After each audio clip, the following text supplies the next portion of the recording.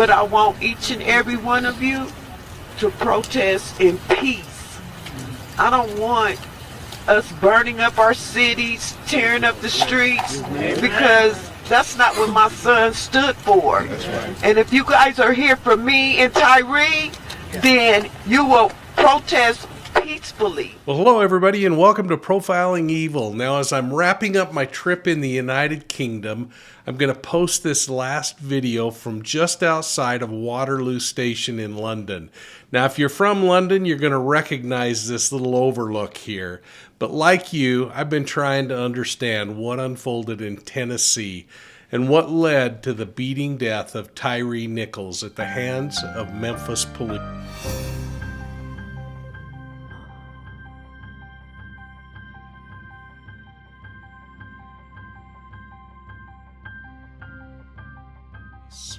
Now, as we get started, take a moment, hit that like and subscribe button, folks. Please ring the bell. Make sure you're getting notified on all of our videos like this one. And please, would you consider sharing Profiling Evil with your friends? Like you, I was horrified as I watched police officers kicking, pepper spraying, and beating Tyre Nichols. The assault was captured not only on the city's Skycop camera system, but on officer body cameras, and it undeniably shows that officers were pummeling the man. The videos, again, showed the officers kicking, punching, and striking Nichols multiple times, including a failed attempt at deploying a taser on him. He ran away in that one, and that led to the later beating. Once he was subdued, police officers placed Nichols against a police car sitting down. Now, the man was unable to stay up, and he slumped to the ground as he continued to rock back and forth, assumably in pain and discomfort, perhaps even breathing discomfort. Now, I don't understand why, but it would be nearly 28 minutes before medical personnel got a stretcher to this man and took him to the hospital.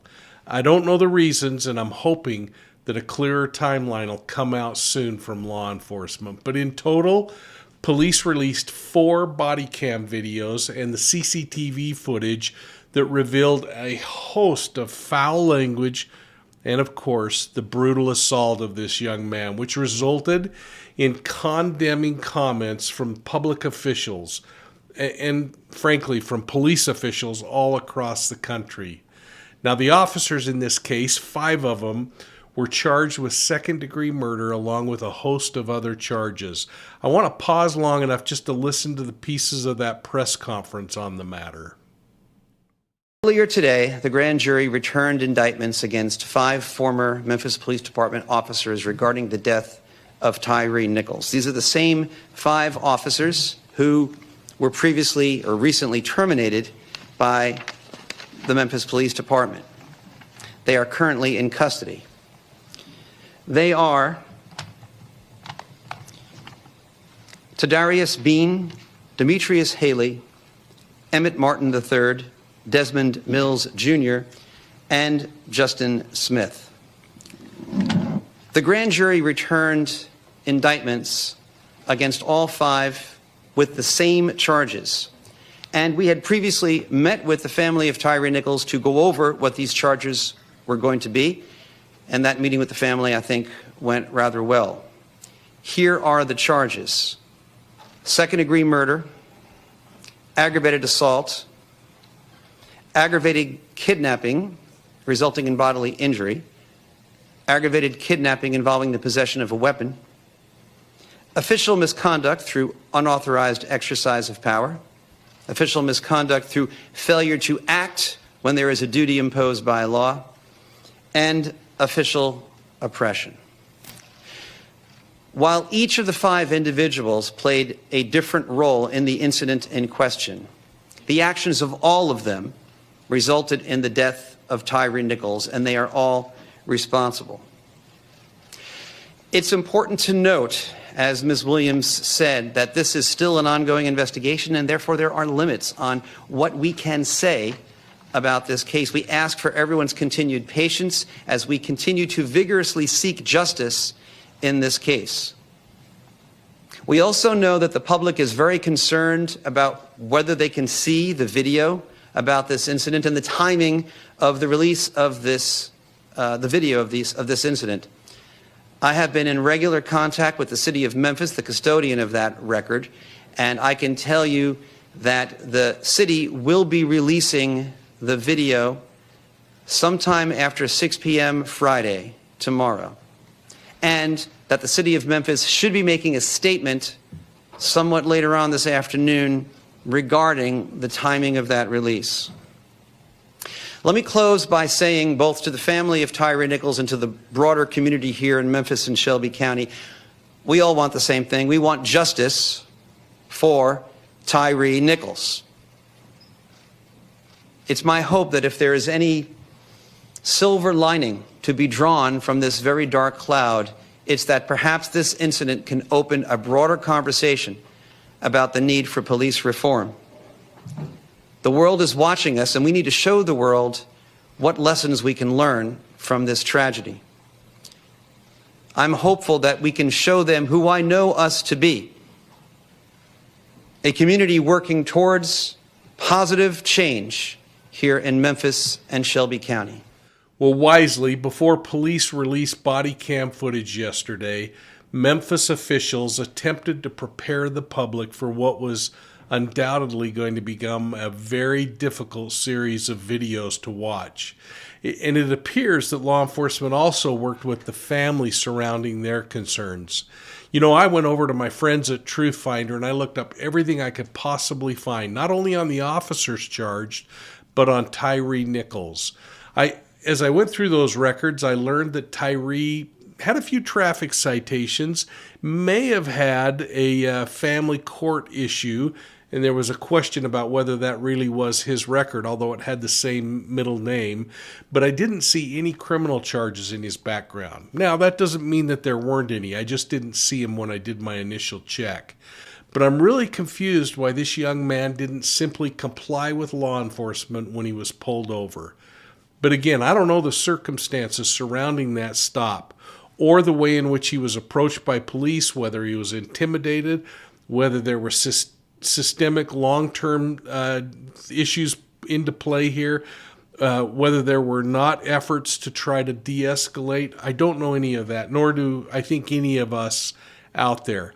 But that was a question I had. Now, hey everybody, it's Mike from Profiling Evil. I've been studying criminal behavior for more than 40 years, and one of my favorite research tools is Truth Finder.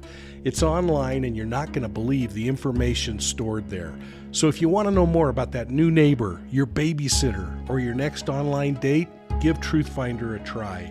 I'm including a link below with special discount pricing. You got to click the link to get it, and then enter EVIL10 at checkout. We're an affiliate, which means we get a small commission, enough to buy a small Diet Dr. Pepper, but you can cancel at any time. Thanks for listening today. Well, the family really stepped up and did a really nice job of pleading with the public not to get involved in any civil unrest. To protest? Certainly. To make their voice heard? Certainly. But I thought it was just amazing that they stood up and said, please, do not go out and do something riotous. First of all, I'd like to say thank each and every one of you for being here to support my son. Our family is grief-stricken right now, and this is very hard to swallow. I don't speak very well in front of people. I don't even like talking in front of people, but I just want to say this. When that tape comes out tomorrow, it's going to be horrific. My Lord, my Lord. I didn't see it, but from what I hear, it's going to be horrific. But I want each and every one of you to protest in peace. I don't want us burning up our cities, tearing up the streets, because that's not what my son stood for. That's right. And if you guys are here for me and Tyre, then you will protest peacefully. Yes, ma'am. You can get your point across, but we don't need to tear up our cities, people, because we do have to live in them. So I just want to say again, I appreciate everyone, each and every one of you, for being here and supporting my son. Thank you. They had civil unrest once the videos came out. But again, it wasn't out of control. They had the highway was blocked and there were problems there. But for the most part, things seem to appear to be pretty darn peaceful. And I'm confident again that it was that family's plea to the public to protest peaceably that helped our country avoid an issue like we had during the George Floyd incident, when there was resultant riots, destruction of property, and even loss of life. Now, I downloaded all the videos in this case so that I could study them, and frankly, after looking at them, I chose not to put them into my video here. If you really want to look at them, you can just go back out to the web, look under YouTube or on a search on the web, and you're going to find a number of different places that are showing the video. Instead, I found myself more consumed with questions surrounding how on earth something like this happens. You know, I listened this morning as an African-American professor, and I usually don't say what a race is because I don't think it matters, but in this particular case, I do think it matters. An African-American protester spoke on the national news about the fact that she believed this assault was based on racism, even though the 5 alleged, now criminally charged perpetrators are also African-American. Here's why I thought it was so important. And by way of reminder, I don't believe that this is going to be the end of the scrutiny and that other officers could potentially end up getting charged, including medical personnel, if they prove that they weren't giving this young man attention. We don't know what the ethnicity is on all the officers or medical personnel on scene. I've heard that there may have been a white officer that deployed the taser initially. I don't know, and I really hope all of this comes back to us in greater detail and with a little more clarity in the coming days. But I want to get back to this professor who was speaking on the national news this morning. She indicated that the assault was centered on racism. How do you feel about that comment, folks? I mean, I'd like to briefly explore 4 areas that I'm pretty concerned about as I think about this case. And I find myself wondering if any of the following 4 things could have contributed to this horrific event. In effect, racism, as mentioned by the professor. But what about pack mentality? Number 2, pack mentality, or that us versus them line of thinking. Or number 3, was this an example of power and control unrestrained? And finally, number 4, is this a perfect storm, an artifact of lack of training, or perhaps imperfect pay and recruitment policies? Now, rather than expressing my opinions one way or another, I'd just like to explore each of these questions a little bit independently. And as I do, I want you to think about how you might respond to each of these things. I'm not an expert in racism, but I think I know a thing or two about policing. So first, let's talk about racism. Racism is the belief that groups or humans possess different behavioral traits and that one race might be superior to another. It's evidenced by prejudices and an antagonism directed against other people because they're of a different race or ethnicity. These prejudices can be based on social perceptions, practices, beliefs, even political ideologies. And these biases in race or ethnicity are the foundation of many forms of hatred that we see out there, the ugliness that we see out there. Thus, the 5 African-American police officers who've been charged with Tyre Nichols' death could have acted out of prejudice or antagonism, even toward other African-Americans. Number 2, pack, mob, or herd mentality. This boils down to the same idea, and that is that individuals can be influenced by a larger group. And this small group of cops in this particular case would be no different than a group of students in a classroom, a neighborhood, or frankly, entire nations when they make these pack mentality decisions. There's research dating way back to the 1950s that teach that people will change their behaviors to match social norms. Conforming to a group is rarely a conscious or dramatic decision, but we all have the tendency to do what other people are doing. This behavior is sometimes called the lemming effect. You know, those little small Norwegian critters that reportedly instinctively jump off the cliffs when their populations become too overgrown, and that way they can keep their populations in check. Well, in humans, this lemming effect or group or mob mentality suggests that people will do whatever the majority of the other peers are doing. Most psychologists argue that human beings are conditioned by nature to follow the larger group instead of undertaking the risk of being independent thinkers or actors. Now, we see this kind of behavior in crowds where groups gather to grieve or protest, much like they're doing today, or cheer on ideologies. The danger in mob mentalities is the fear that the mob will start making decisions which the mobsters buy into without thinking. In many cases, experts say that it's less risky to just go along than to stand up against the crowd. And clearly, this is an example where it's the wrong thing to do.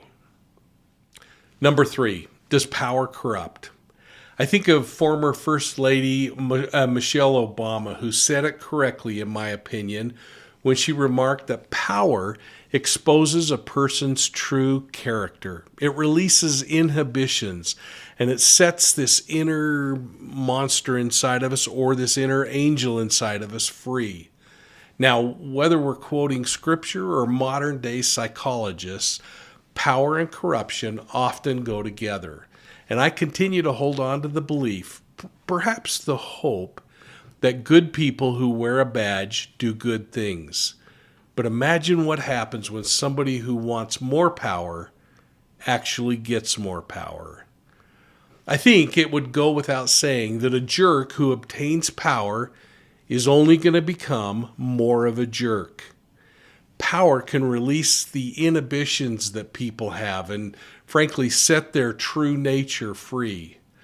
Experts generally will define power as control over others by providing or withholding resources without any kind of interference. I think back to a video I did a few weeks ago on the 1971 Stanford University prison experience. I hope you'll go back and check that out. But right now, it's in the new Series 3 of the Academy that was just released. And that requires Profiling Evil channel memberships, which I'd love you to be a member of. So consider going to do that. But if you can't, wait until May and that video will come out. But in the Stanford prison experiment, the study was eventually halted when the students who were arbitrarily assigned to be prison guards started exercising some really unrighteous control over the group that was designated as prisoners. The bottom line for most psychologists is that power doesn't necessarily corrupt, but it does heighten pre-existing ethical tendencies.